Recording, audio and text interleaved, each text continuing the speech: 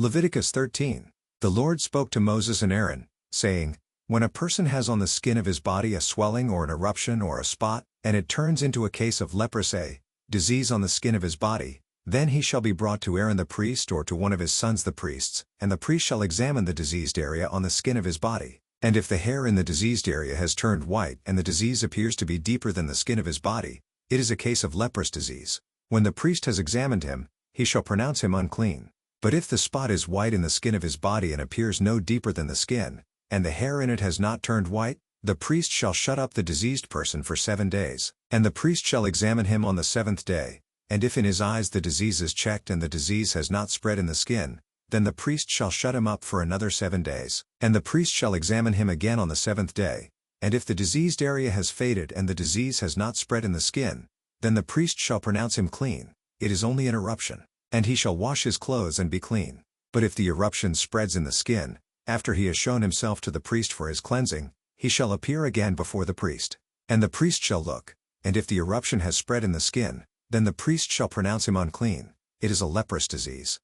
When a man is afflicted with a leprous disease, he shall be brought to the priest, and the priest shall look.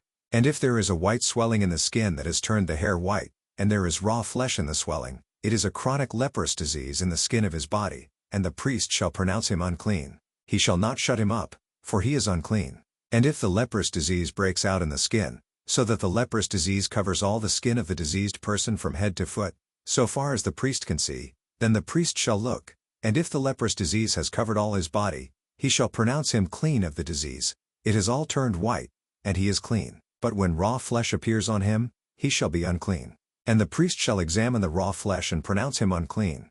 Raw flesh is unclean, for it is a leprous disease. But if the raw flesh recovers and turns white again, then he shall come to the priest, and the priest shall examine him. And if the disease has turned white, then the priest shall pronounce the diseased person clean. He is clean. If there is in the skin of one's body a boil and it heals, and in the place of the boil there comes a white swelling or a reddish-white spot, then it shall be shown to the priest. And the priest shall look, and if it appears deeper than the skin and its hair is turned white, then the priest shall pronounce him unclean. It is a case of leprous disease that is broken out in the boil. But if the priest examines it and there is no white hair in it and it is not deeper than the skin, but has faded, then the priest shall shut him up 7 days. And if it spreads in the skin, then the priest shall pronounce him unclean. It is a disease. But if the spot remains in one place and does not spread, it is the scar of the boil, and the priest shall pronounce him clean. Or, when the body has a burn on its skin and the raw flesh of the burn becomes a spot, reddish white or white, the priest shall examine it, and if the hair in the spot has turned white and it appears deeper than the skin, then it is a leprous disease. It is broken out in the burn, and the priest shall pronounce him unclean. It is a case of leprous disease. But if the priest examines it and there is no white hair in the spot and it is no deeper than the skin, but has faded, the priest shall shut him up 7 days, and the priest shall examine him the 7th day. If it is spreading in the skin, then the priest shall pronounce him unclean. It is a case of leprous disease. But if the spot remains in one place and does not spread in the skin, but has faded, it is a swelling from the burn, and the priest shall pronounce him clean, for it is the scar of the burn. When a man or woman has a disease on the head or the beard, the priest shall examine the disease. And if it appears deeper than the skin, and the hair in it is yellow and thin, then the priest shall pronounce him unclean. It is an itch, a leprous disease of the head or the beard. And if the priest examines the itching disease and it appears no deeper than the skin and there is no black hair in it, then the priest shall shut up the person with the itching disease for 7 days, and on the 7th day the priest shall examine the disease. If the itch has not spread, and there is in it no yellow hair, and the itch appears to be no deeper than the skin, then he shall shave himself, but the itch he shall not shave, and the priest shall shut up the person with the itching disease for another 7 days. And on the 7th day the priest shall examine the itch, and if the itch has not spread in the skin and it appears to be no deeper than the skin, then the priest shall pronounce him clean, and he shall wash his clothes and be clean. But if the itch spreads in the skin after his cleansing, then the priest shall examine him, and if the itch has spread in the skin, the priest need not seek for the yellow hair, he is unclean. But if in his eyes the itch is unchanged and black hair has grown in it, the itch is healed and he is clean, and the priest shall pronounce him clean. When a man or a woman has spots on the skin of the body, white spots, the priest shall look, and if the spots on the skin of the body are of a dull white, it is leukoderma that has broken out in the skin. He is clean. If a man's hair falls out from his head, he is bald, he is clean. And if a man's hair falls out from his forehead, he has baldness of the forehead, he is clean. But if there is on the bald head or the bald forehead a reddish-white diseased area, it is a leprous disease breaking out on his bald head or his bald forehead. Then the priest shall examine him, and if the disease swelling is reddish-white on his bald head or on his bald forehead, like the appearance of leprous disease in the skin of the body, he is a leprous man, he is unclean. The priest must pronounce him unclean. His disease is on his head. The leprous person who has the disease shall wear torn clothes and let the hair of his head hang loose, and he shall cover his upper lip and cry out, "Unclean, unclean." He shall remain unclean as long as he has the disease. He is unclean. He shall live alone. His dwelling shall be outside the camp. When there is a case of leprous disease in a garment, whether a woolen or a linen garment, in warp or woof of linen or wool, or in a skin or in anything made of skin, if the disease is greenish or reddish in the garment, or in the skin or in the warp or the woof or in any article made of skin, it is a case of leprous disease, and it shall be shown to the priest, and the priest shall examine the disease and shut up that which has the disease for 7 days. Then he shall examine the disease on the 7th day. If the disease has spread in the garment, in the warp or the woof, or in the skin, whatever be the use of the skin, the disease is a persistent leprous disease, it is unclean. And he shall burn the garment, or the warp or the woof, the wool or the linen, or any article made of skin that is diseased, for it is a persistent leprous disease. It shall be burned in the fire. And if the priest examines, and if the disease has not spread in the garment, in the warp or the woof or in any article made of skin, then the priest shall command that they wash the thing in which is the disease, and he shall shut it up for another 7 days. And the priest shall examine the diseased thing after it has been washed. And if the appearance of the diseased area has not changed, though the disease has not spread, it is unclean. You shall burn it in the fire, whether the rod is on the back or on the front. But if the priest examines, and if the diseased area has faded after it has been washed, he shall tear it out of the garment or the skin or the warp or the woof.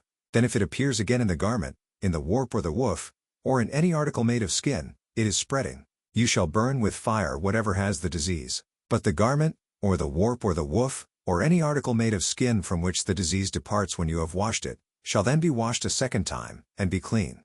This is the law for a case of leprous disease in a garment of wool or linen, either in the warp or the woof, or in any article made of skin, to determine whether it is clean or unclean. Mark 6:1-29. He went away from there and came to his hometown, and his disciples followed him. And on the Sabbath he began to teach in the synagogue, and many who heard him were astonished, saying, "Where did this man get these things? What is the wisdom given to him? How are such mighty works done by his hands? Is not this the carpenter, the son of Mary and brother of James and Joses and Judas and Simon? And are not his sisters here with us?" And they took offense at him. And Jesus said to them, "A prophet is not without honor, except in his hometown and among his relatives and in his own household." And he could do no mighty work there, except that he laid his hands on a few sick people and healed them. And he marveled because of their unbelief. And he went about among the villages teaching. And he called the 12 and began to send them out 2 by 2, and gave them authority over the unclean spirits. He charged them to take nothing for their journey except a staff, no bread, no bag, no money in their belts, but to wear sandals and not put on 2 tunics. And he said to them, "Whenever you enter a house, stay there until you depart from there. And if any place will not receive you and they will not listen to you, when you leave, shake off the dust that is on your feet as a testimony against them." So they went out and proclaimed that people should repent. And they cast out many demons and anointed with oil many who were sick and healed them. King Herod heard of it, for Jesus' name had become known. Some said, "John the Baptist has been raised from the dead. That is why these miraculous powers are at work in him."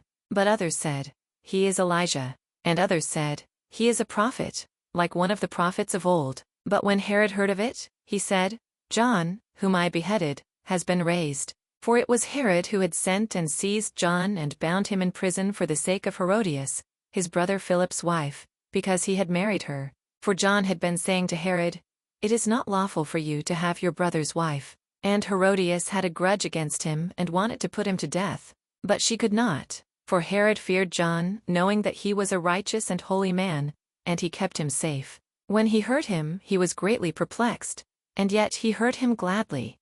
But an opportunity came, when Herod on his birthday gave a banquet for his nobles and military commanders, and the leading men of Galilee. For when Herodias' daughter came in and danced, she pleased Herod and his guests. And the king said to the girl, Ask me for whatever you wish, and I will give it to you. And he vowed to her, Whatever you ask me, I will give you, up to half of my kingdom. And she went out and said to her mother, For what should I ask? And she said, The head of John the Baptist. And she came in immediately with haste to the king, and asked, saying, I want you to give me at once the head of John the Baptist on a platter. And the king was exceedingly sorry, but because of his oaths and his guests he did not want to break his word to her. And immediately the king sent an executioner with orders to bring John's head. He went and beheaded him in the prison and brought his head on a platter and gave it to the girl. And the girl gave it to her mother. When his disciples heard of it, they came and took his body and laid it in a tomb. Psalm 39. To the choirmaster. To Jeduthun, a psalm of David. I said, I will guard my ways, that I may not sin with my tongue. I will guard my mouth with a muzzle, so long as the wicked are in my presence. I was mute and silent. I held my peace to no avail, and my distress grew worse. My heart became hot within me. As I mused, the fire burned. Then I spoke with my tongue. O Lord, make me know my end and what is the measure of my days. Let me know how fleeting I am. Behold, you have made my days a few handbreadths, and my lifetime is as nothing before you. Surely all mankind stands as a mere breath. Selah, surely a man goes about as a shadow. Surely for nothing they are in turmoil. Man heaps up wealth and does not know who will gather. And now, O Lord, for what do I wait? My hope is in you. Deliver me from all my transgressions. Do not make me the scorn of the fool. I am mute. I do not open my mouth, for it is you who have done it. Remove your stroke from me. I am spent by the hostility of your hand. When you discipline a man with rebukes for sin, you consume like a moth what is dear to him. Surely all mankind is a mere breath. Selah. Hear my prayer, O Lord, and give ear to my cry. Hold not your peace at my tears. For I am a sojourner with you, a guest, like all my fathers. Look away from me, that I may smile again, before I depart and am no more. Proverbs 10:10. Whoever winks the eye causes trouble, and a babbling fool will come to ruin. To be part of the community, please check the link below or go to Facebook and search Daily Hope for Revival. Please take a moment to like, share, and subscribe.